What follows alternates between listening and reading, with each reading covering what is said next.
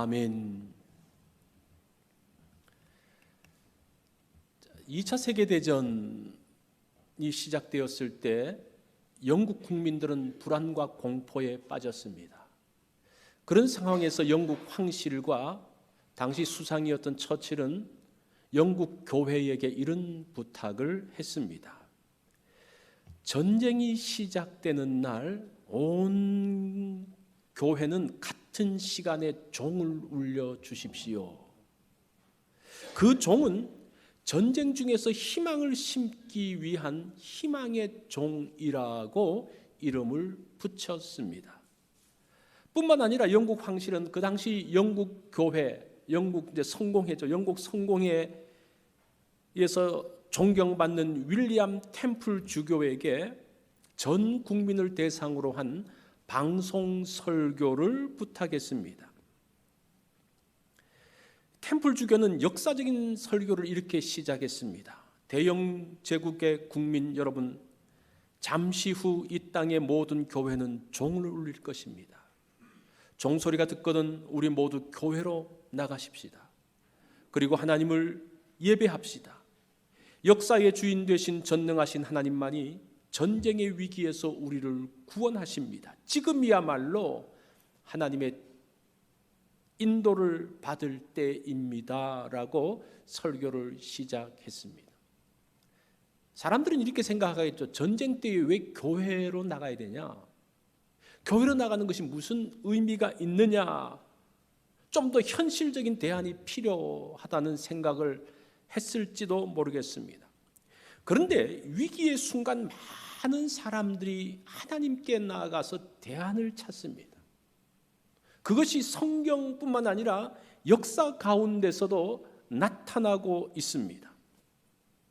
자, 우리가 이런 코로나의 위험 가운데서 이런 위기의 순간에 우리가 어디에서 대안을 찾을 수가 있습니까?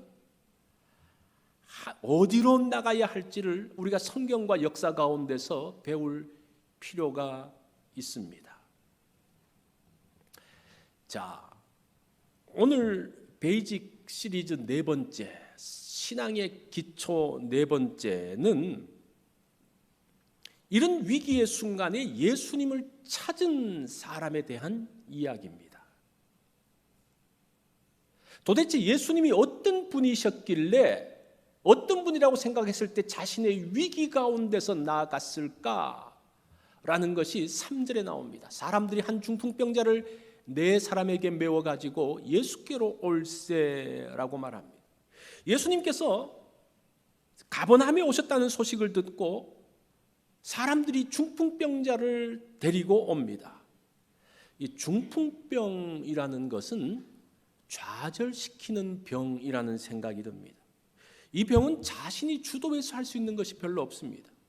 다른 사람의 도움이 없이는 생활하기 어려운 이 병입니다. 마가복음 1장 40절에 보면 이 앞에 보면 나병 환자를 고친 사건이 나옵니다. 그리고 중풍병자를 고친 사건이 나오는데 이 참 나병 힘든 병이죠. 그런데 그래도 이 나병이 무서운 병임에도 무서운 병일 뿐만 아니라 주변 사람들로부터 소외되는 게 참 무섭죠. 그런데 이 나병 환자는 어떻게 하는 거 아니? 나와서 외쳐요. 저를 깨끗하게 해주십시오라고 말이라도 하는데 이 중풍병자는 오늘 본문에 보면요, 한마디 대사가 없습니다. 한마디 말하지 않습니다. 몸이 마비되어서 걸을 수 없을 뿐 아니라 말도 할 수 없는 이 모습에서 우리는 절망 속에 있는 중풍병자의 모습을 볼 수가 있습니다. 오랫동안 상실한 마음을 가지고 살았던 그 모습. 이 병에 걸려 보셨죠? 이 병에 걸리면 병은 우리의 몸만 아프게 하는 게 아니라 우리의 마음을 아프게 합니다. 참 이게 문제인 것 같아요. 내 마음을 그냥 갈기갈기 찢어 놓습니다. 절망하게 합니다. 중풍병자는 아마 이런 말을 했을 거예요. 난 버려진 존재야. 나는 이미 끝났어. 나는 누구의 사랑을 받을 만한 가치도 없는 존재야. 내 인생은 끝이야. 라고 결론을 내렸을 것입니다. 사실은 이게 가장 큰 문제죠. 이 중풍병 중에 가장 가장 큰 어려움이 자신을 포기하는 겁니다. 병 중에서 가장 무서운 병이 마음의 병이지 않습니까? 스스로 모든 가능성을 다 닫아버립니다. 자신의 부끄러운 모습들을 다른 사람들에게 보이기 싫어서 숨깁니다. 사람이 많은 곳으로 나를 데리고 가지 말라고 합니다. 나 혼자 그냥 버려도 그냥 이 모습 이대로 인생 끝나게 해달라고 스스로 포기하는 그런 모습. 이 아픔 또는 그 아픔으로 인한 장애 가운데 산다는 것이 얼마나 힘든지 모릅니다. 이 소아마비를 앓고 있는 조정희 시인이 그 소아마비에 관한 명상이라는 그런 시에서 자신의 아픔을 역설적으로 이야기하고 있어요. 절룩거리는 것도 때론 아름다울 수 있지. 음악 속에선 당김음 주법으로 쩔룩이는 음표가 있어. 쇼팽도 라흐마니노프도 베토벤도 싱코페이션으로 아름다운 곡들을 작곡하여 기쁨과 슬픔을 노래하게 하였지. 버림받은 것이 아니고 상처도 아니고 상처 안에 숨어있는 골목도 결코 아닌 내 삶과 육체 속에 살아 죽을 때까지 함께할 지독한 아름다움이지. 자, 이 시는 자신의 육체의 약점을 아름답게 묘사하고 있어요. 이렇게 받아들이기까지 얼마나 힘들었겠습니까? 이 마지막에 보세요. 지독한 아름다움. 이게 어울리는 단어가 아니잖아요. 아름다움이 지독할 수가 없어요. 이게 지금 자신의 마음이에요. 이 서로 이질적인 단어를 합치기 위해서 이 시인은 수많은 밤, 고뇌의 밤, 눈물의 밤을 지새우면서 이 이질적인 것, 서로 맞지 않은 것을 조화시켜서 지독한 아름다움이라고 말하고 있습니다. 이 단어 가운데서 그 마음 가운데 아픔을 알 수가 있잖아요. 그 많은 절망을 이겨나갔던 그러한 것들을 알 수가 있습니다. 이게 사실은 중풍병은 이것보다 몇 배 더한 병이죠. 이런 절망의 순간에도 우리와 함께하는 사람이 있다는 것이 얼마나 큰 축복인지 몰라요. 이 중풍병이 병자가 나병 환자보다 좀 자기 의사도 표현할 수 없고 그런 것처럼 보이지만 하나 축복이 무엇인 거 아니 옆에 사람들이 있다는 겁니다. 그 옆에 있는 사람이 어떻게 합니까? 이 사람을 데리고 오는 거죠. 예수님은 이들의 모습을 보면서 이들이 누군지는 정확히 알지 못하지만 이들의 믿음의 모습을 보면서 병을 고쳐주십니다. 5절에 보니까 이렇게 말씀하시죠. 예수께서 그들의 믿음을 보시고 이렇게 말해요. 자, 그들의 믿음이 누구냐? 이게 중요한데 그들은 복수예요. 한 사람이 아니에요. 도대체 누군가? 오늘 이 본문에는 세 부류의 사람이 나옵니다. 첫 번째 사람은 중풍병자를 예수님께 데리고 온 사람입니다. 사람들이 이렇게 나오죠, 그죠? 두 번째는 중풍병자를 메고 온 네 사람입니다. 이 사람들은 자신의 의지보다는 첫 번째 사람들이 자신이 갈 수 없어서, 첫 번째 사람들이 힘이 없어서, 뭐 여성이면 힘이 없어서 사람을 시킬 수도 있고, 또 아주 높은 지위에 있으면 뭐 또 시키기도 하고, 어쨌든 이 네 사람은 종인지 친구인지 그건 잘 몰라요. 그렇지만 자신의 의지가 아닌 부탁에 의해서 가는 사람입니다. 그리고 세 번째 사람은 중풍병자입니다. 이 세 사람, 예수님은 누구의 믿음을 보셨을까? 1번은 믿음이 있는 것 같아요, 그죠? 이 사람들이 예수님께 왔으니까. 2번, 네 사람, 이 네 사람은 자의적으로 온 사람은 아니니까 일단은 믿음이 없는데, 그런데 이 과정 가운데서 같이 침상을 메고 올라가고 지붕을 뜯고 하는 그 과정 가운데서 보니까 차츰차츰 좀 믿음이 생겨가는 것 같아요. 세 번째 중풍병자, 물론 자기가 아무 이렇게 움직일 수 없지만 그래도 의사 표명은 했기 때문에 아마 최소한 1번과 3번은 믿음이 있지 않았을까라는 생각을 해봅니다.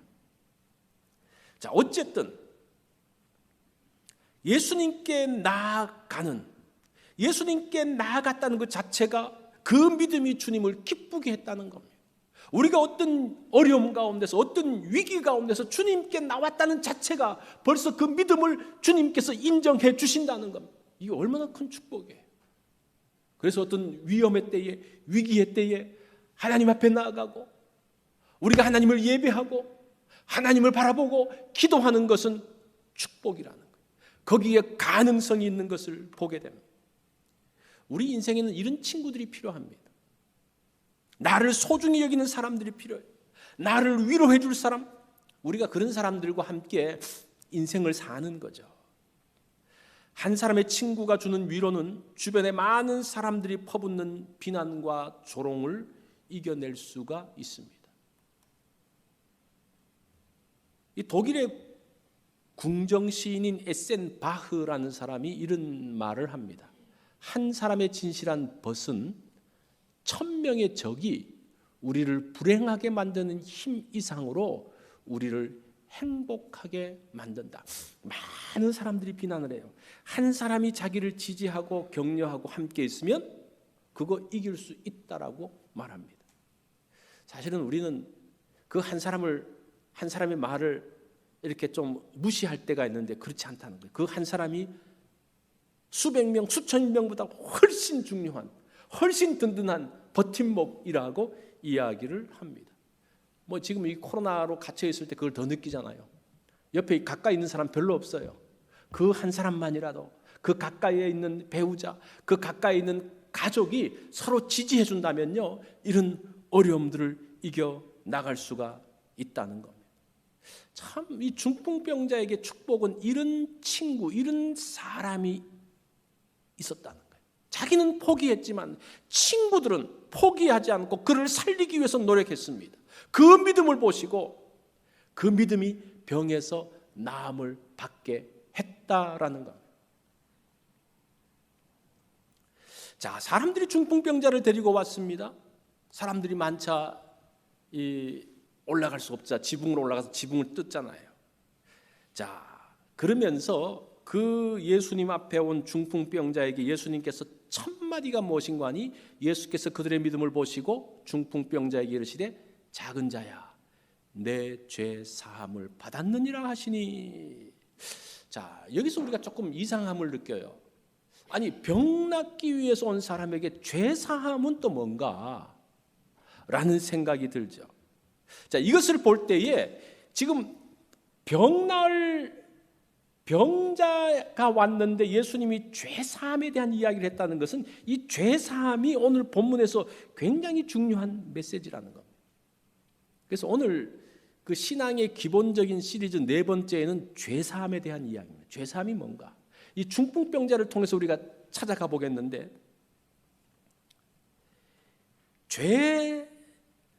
오늘 본문은 예수님은 죄를 사하시는 분이라는 것을 말씀해 주고 있는 거예요.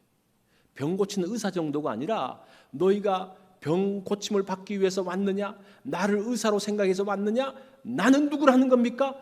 죄 사하시는 분, 죄를 용서하시는 분이라고 말씀하고 있습니다. 이 성자 하나님이죠. 하나님이라는 말씀입니다. 느헤미야 9장 17절에 이런 말씀이 있습니다. 주께서는 용서하시는 하나님이시라. 은혜로우시며 긍휼히 여기시며 더디 노하시며 인자가 풍부하심으로 그들을 버리지 아니하셨나이다. 이렇게 하나님은 특별히 용서하시는 하나님으로 소개합니다. 시편 103편 12절에 보면 이 잘하는 말씀처럼 동이 서에서 먼 것 같이 우리의 죄가를 우리에게서 멀리 옮기셨다라고 합니다. 하나님은 용서하시는 분이고 이 땅에 오신 성자 하나님도 누구라는 겁니까? 용서하시는 하나님으로 지금 말씀하고 있습니다. 죄를 사하시는 예수님.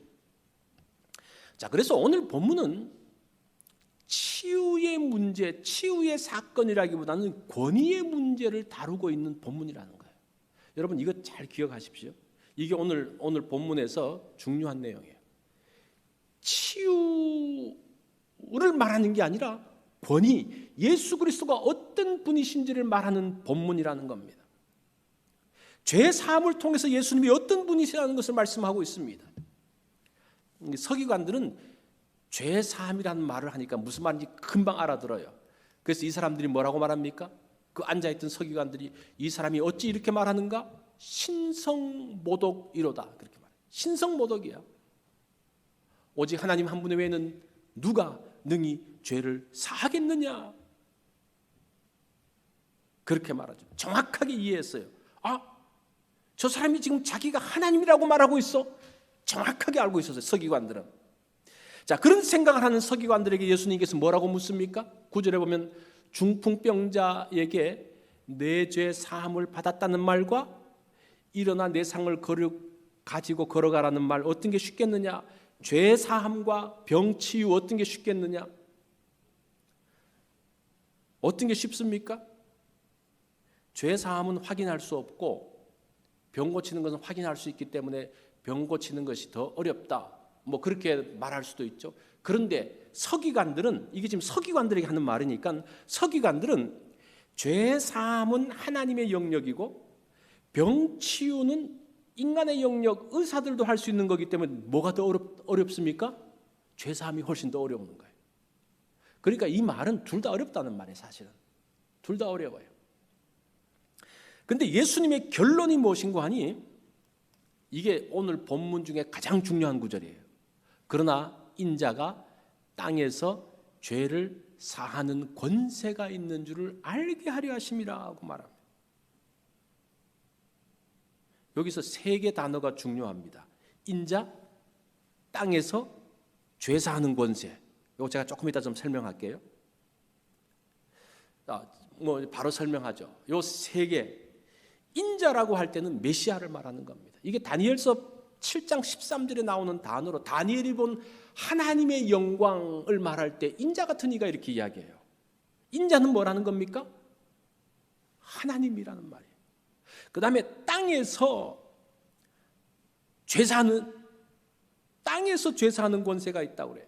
땅은 메시아, 이 땅에 오신 메시아를 이야기합니다. 예수님은 하늘에서만 역사하시는 분이 아니라 이 땅에서도 역사하는 분, 그 하나님이 이 땅에 오셨다는 것을 이야기하는 거예요. 마지막 죄사하는 권세, 이게 오늘 본문에서 가장 중요한데 이것을 조금 더 집중적으로 보겠습니다. 죄를 용서할 수 있는 사람은 누군가? 누가 죄 용서할 수 있어요? 첫 번째 용서할 수 있는 사람이 피해자입니다. 피해자. A와 B가 싸웠어요. A가 B를 때려가지고 막 다쳤습니다. 근데 이 합의를 안 해주면 A가 지금 감옥에 가게 돼 있어요. 합의를 해야 되는데 A를 용서할 수 있는 사람은 누굽니까? 피해를 당한 B가 용서할 수 있어요. 피해자가 용서할 수 있어요. 두 번째, 용서할 수 있는 사람이 누군가? 이 용서 안 하니까 법정에 왔어요. 법정에 와서 이제 재판관이 쭉 듣습니다. 때린 A의 이야기를 들어보니까 이해가 돼요. 그래서 재판관이 뭐라고 말합니까? 이거 죄 없어. 죄 용서했습니다. 누가 할 수 있습니까? 재판관이 죄 용서할 수가 있습니다. 자, 두 부류예요. 피해 당한 사람이 죄 용서를 할 수가 있고, 두 번째는 재판관이 죄 용서할 수 있어요. 자, 그러면 예수님이 이 중풍병자에게 피해 당한 분입니까? 그건 아닌 것 같아요. 자, 그 1번은 아니고, 두 번째, 예수님이 재판관이시기 때문에 죄를 용서하고 죄 사할 수 있는 거예요. 지금 이 원리로 접근하는데, 고대 사회에서 재판관은, 궁극적인 재판관은 누굽니까? 왕입니다. 왕이 죄인들을 용서할 수도 있고 놓아줄 수도 있고 감옥에 가둘 수도 있어요. 그래서 지금 예수님이 죄를 사하는 권세가 있다는 말을 통해서 무슨 메시지를 주시는가 하니, 예수님이 왕이라는 것을 말하고 있습니다. 우리 지난주하고 똑같은 원리죠. 예수님을 믿지 않는 것이 죄라고 했을 때 왜 죄입니까? 예수님이 왕이시기 때문에. 그 왕국에서는 왕을 믿지 않고 왕을 따르지 않는 사람은 다 죄인이에요. 자, 오늘 본문에서는 예수 그리스도의 권위, 예수님이 도대체 어떤 분인가? 그분은 재판관이에요. 왕이에요. 그런데 서기관들은 뭐라고 말합니까? 저렇게 말하는 것은 하나님밖에 할 수 없는데, 하나님. 그러니까 왕이 죄를 용서할 수 있고 하나님이 죄를 용서할 수 있어요. 그래서 이런 과정들을 통해서 지금 예수님은 무엇을 말씀하고 있습니까? 예수님은 죄 용서하시는 왕이라는 선언입니다. 뿐만 아니라 예수님은 왕이실 뿐 아니라 하나님이라는 선언을 서기관들의 말을 통해서 지금 이야기하고 있는 것을 보게 됩니다. 이게 오늘 본문의 핵심이에요. 그래서 이제 중풍병자 생각만 막 하기 때문에 이 핵심이 사라지는데, 오늘 본문 예수님은 누구신가? 왜 제3에 대한 말씀을 하셨는가? 의미가 바로 그렇다라는 겁니다. 종교개혁자요 신학자였던 칼빈은 그렇게 이야기합니다. 기적은 그리스도를 믿음으로 따르도록 하기 위해서 행하시는 눈에 보이는 표적이다. 자, 예수님께서 나는 죄 사함이 있는 권세가 있다라고 병을 고쳐주잖아요. 이게 무엇이냐? 칼빈은 그렇게 말하는 거예요. 지금 이 말씀이 실제라는 것을 증거로 보여주기 위해서 기적을 행하신다라고 이야기합니다. 반틸이라는 분, 이분은 이제 또 유명한 변증학자인데, 기적은 하나님께서 인간과 만나는 접촉점이다, 그렇게 말씀하세요. 기적을 통해서 하나님을 믿게 하는 그 역할. 자, 그래서 이 중풍병자를 고친 사건이 우선이 아니라 예수님이 죄를 용서하실 수 있는 왕이시고 하나님이라는 사실을 증명해주는 사건으로서의 병고침이라고 말씀을 하고 있습니다. 자, 이것이 오늘 본문의 내용이에요. 그런데 여기서 왜 우리가 중풍병자를 데리고 온 사람들의 믿음을 칭찬하느냐? 왜 이것들을 귀하게 예수님께서 칭찬하시면서 귀하게 보시느냐? 이런 하나님의 일에 함께 참여한 사람들의 축복을 지금 이야기하고 있는 거예요. 우리는 그 부분만 너무 이야기했는데, 오늘은 제가 이쪽 부분을 말하면서, 그렇지만 이쪽 부분은 놓칠 수가 없죠. 중풍병자를 데리고 왔던 사람, 또 믿음으로 예수 그리스도가 누구신지는 정확하게 알지 못했지만 그래도 그분 앞에 나왔을 때에 그분이 병을 고치는 정도의 분이 아니라 죄 용서하시는 왕이시요 하나님이라는 사실을 알게 되어진 그런 계기, 예수님이 누구신지를 알리는 일에 쓰임받는 것, 이것이 우리가 해야 될, 우리가 만들어가야 될 하나님 나라의 모습이라는 겁니다. 이것이 교회의 모습이라는 거예요. 우리가 교회 나와서 하나님을 예배하면서 하나님을 왕으로, 하나님으로 하면서 그 외에 나타난 여러 가지 표적들과 그런 것들은 예수님이 그 왕이시고 하나님이신 것을 우리의 삶들을 통해서 증명해 보이는 그런 모습이 된다는 겁니다. 3살짜리 아이가 버스터미널에 버려졌습니다. 이 아이는 지체장애아였습니다. 그래서 이 아이를 발견한 사람은 시설에 아이를 맡겼습니다. 이 아이가 자랍니다. 그 아이의 이름은 김경원입니다. 경원이는 다른 친구들보다 머리 하나가 작았습니다. 이 아이는 특수학교를 가지 않고 일반 학교를 다녔습니다. 그러다 보니까 더 힘들었죠. 장애 때문에 사람들에게, 친구들에게 따돌림을 당했습니다. 중학교 2학년 때, 이 중학교 2학년이라는 게 굉장히 힘든 시기에 이런 농담이 있잖아요. 왜 북한에서 못 쳐들어오느냐? 중2 때문에 못 쳐들어온다. 그 사춘기가 한참 심하고 그 많은 따돌림, 많은 어려움, 이제 그런 시기에 이 아이가, 그런 어려운 시기에 이 경원이가 시 한 구절을 봅니다. 그 시가 뭔가니 나태주 시인의 풀꽃이라는 시인데, 자세히 보아야 예쁘다, 오래 보아야 사랑스럽다, 너도 그렇다. 그 시가 그 마음에 팍 박혔어요. 그렇지, 친구들이 나를 따돌리고 나를 싫어하고 한 것을 나를 자세히 보지 못해서 그래. 그러면서 또 어떤 생각을 하는 거 아니? 나는 나를 자세히 봤냐? 자기도 자기 자신을 잘 몰라요. 그래서 자기 자신을 자세히 보기 시작합니다. 내가 어떤 것에 재능이 있는지를 보기 시작을 합니다. 그러면서 자신의 재능을 조금씩 알아갑니다. 그러면서 자기가 이제 글을 쓰는데 재주가 있다는 것을 알게 됩니다. 아주 평범한 표현들을 쓰기 시작합니다. 뭐 시적인 표현, 시라고 생각하지 못하고 그냥 평범한 일상의 언어를 쓰기 시작합니다.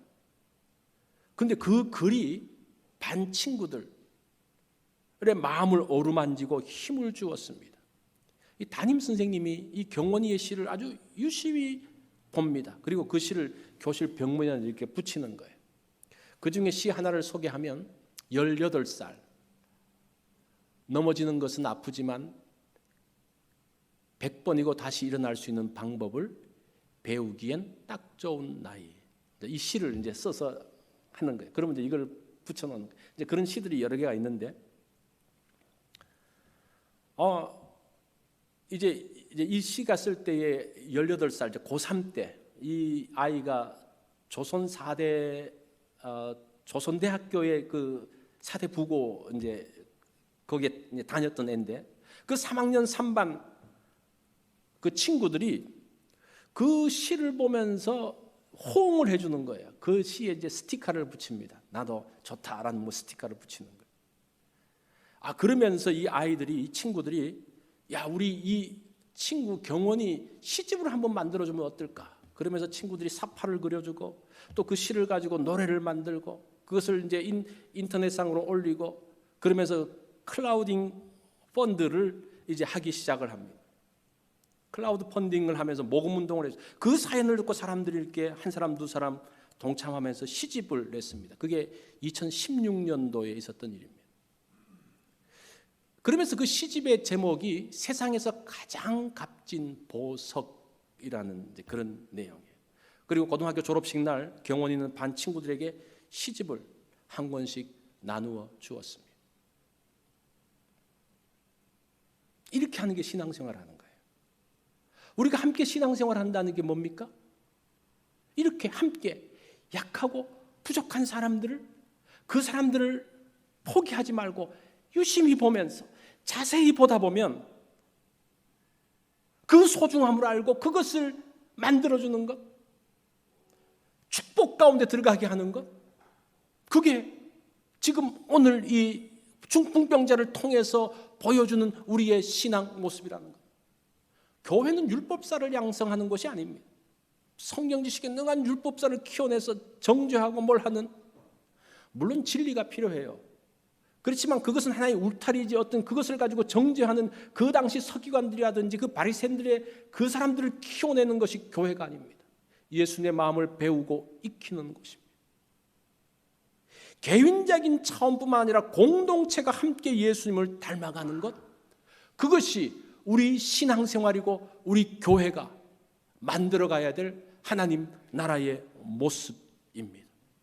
그러면 사람을 자세히 봐야 돼요. 사람을 자세히 보고 오랫동안 보면 사랑스러운 마음이 생깁니다. 그냥 봤을 때는, 그냥 말 한마디 했을 때는 자기 그 느낌에 따라서 하지만 그 사람을 계속적으로 보고 만나보고 그 비하인드 스토리를 들어보면서 이해가 생기고, 이해가 생기면 사랑하는 마음이 생기는 거죠. 그 가운데서 그런 하나님의 손길을 사람들 속에서 만날 수가 있는, 그러면서 하나님의 역사가 나타난다는 것. 이거는 제 경원이 이야기는 이제 교회가 아닌 다른 데서 나타났던 이야기지만, 그게 신앙이 빠진 상태에서도 그런 모습이 나타날 수가 있어요. 그런데 이게 신앙 가운데서, 중풍병자의 그 문제는 신앙 가운데서 예수 그리스도의 능력, 그 가운데서 예수 그리스도의 능력이 나타난다는 것은 더 놀라운 은혜, 그것이 우리 교회가 가지고 있는 놀라운 특권이죠. 그런 면에서 교회는 이 시대의 대안이 될 수가 있어요. 사람들이 교회로 나오는 게 그게 무슨, 이런 위기의 때에, 어려움의 때 교회로 나오는 게 뭐야? 이 시대의 마지막 대안은 교회이기 때문에, 하나님이 이 가운데서 역사하시기 때문에 마지막 대안이 될 수밖에 없는 거예요.